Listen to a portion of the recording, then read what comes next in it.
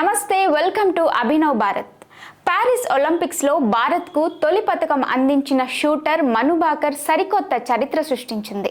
షూటింగ్లో మన దేశానికి మరో రజతం అందించిన భాకర్ ఈ ఘనత సాధించిన తొలి భారతీయ మహిళగా రికార్డులకెక్కింది.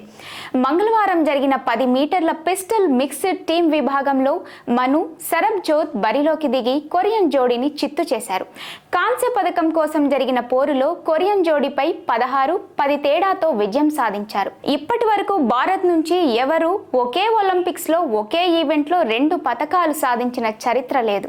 షూటింగ్ విభాగంలో దేశానికి 2 పతకాలు సాధించిన షూటర్ గా మను భాకర్ ఘనత సాధించింది. ఈ ఒలింపిక్స్ లో మను భాకర్ భారత్ కు తొలి పతకం అందించిన సంగతి తెలిసిందే. 10 మీటర్ల ఎయిర్ పిస్టల్ సింగిల్స్ విభాగంలో మను కాంస్య పతకం సాధించింది. భారత్ కు 2వ పతకం సాధించడంలో కూడా ఆమె కీలక పాత్ర పోషించింది. స్వాతంత్ర అనంతరం జరిగిన ఒలింపిక్ పోటీలలో 2 పతకాలు సాధించిన తొలి భారత్ అథ్లెట్ గా మను భాకర్ రికార్డు నమోదు చేసింది. 1900లో నార్మన్ పిచర్డ్ భారత్ తరపున ఆడుతూ ఒకే ఒలింపిక్స్ లో 2 పతకాలు నెగ్గారు. అయితే నార్మన్ ప్రిచర్డ్ పౌరసత్వం విషయంలో ఇప్పటికీ వివాదం కొనసాగుతోంది. ఇంతకు ముందు అనేక మంది భారత్ అథ్లెట్లు వేర్వేరు ఒలింపిక్స్ లో 2 పతకాలు సాధించినప్పటికీ మను ఒకే ఒలింపిక్స్ లో 2 పతకాలు సాధించి కొత్త చరిత్రకు నాంది పలికింది.